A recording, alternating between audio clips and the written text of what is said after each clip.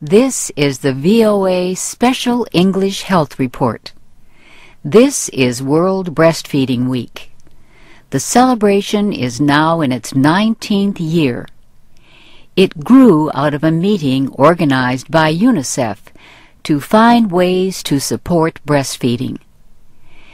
Jill Hall supports breastfeeding. In fact, she could be feeding her son right now. She gave birth to Thomas, or Tiggy as his parents call him, at a hospital in Washington. They live in nearby McLean, Virginia. Mother's milk is all Tiggy has eaten since he was born 6 weeks ago, and it will be all he eats for the first 6 months. His mother plans to follow the advice of the World Health Organization. You can see I can't tell right now whether he wants to eat more or whether he needs to burp. So we might try the burping. 6-week-old babies generally breastfeed 7 to 9 times in a 24-hour period.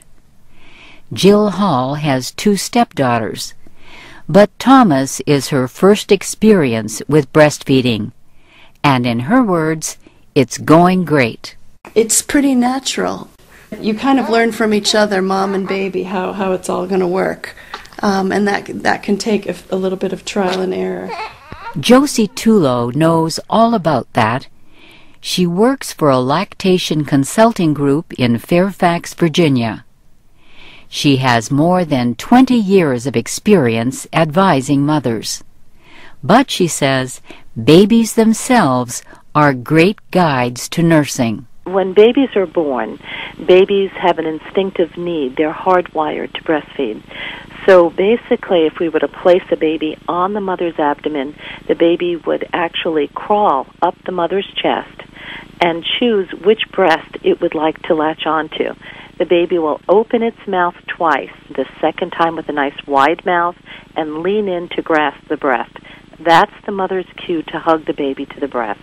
Dr. Bernadette Dalemans is an expert on newborn and child health development for the World Health Organization. She offers estimates from the WHO and UNICEF about how many young lives could be saved through breastfeeding.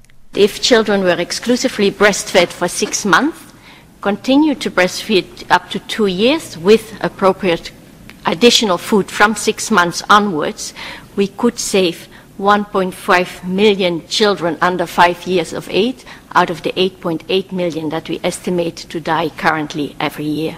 Breastfeeding reduces the chances of infections in the first few hours of life. Later, it reduces the chances of stomach and intestinal infections in babies.